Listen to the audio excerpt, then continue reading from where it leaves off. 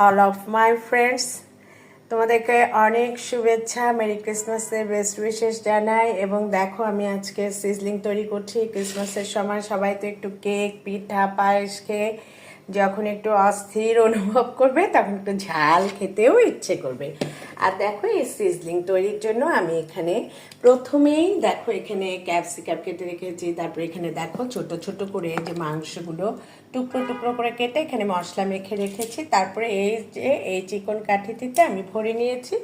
এই দেখো, ঠিক এইভাবে প্রথমে একটা মাংস দিয়েছি, তারপরে 3 প্রকারের ক্যাপসিকাম, আবার একটা মাংস, একটু পেঁয়াজের টুকরো, আবার এইভাবে দিয়ে করেছি। এখন আমি দেখো এখানে তেল, তেল বেশি না, এই যে এখানে তেল বসিয়ে দিয়েছি এবং এখানে একটা করে দিয়ে দেবো। ঠিক এইভাবে ভেজে তোমরা নামিয়ে তোমরা এমনিও খেতে পারো, আবার পরোটার সাথে সার্ভ করতে পারো। তোমরা এভাবে করে খেয়ে দেখো এবং বড়দিনটা খুব সুন্দরভাবে উদযাপন করো প্রত্যেকেই।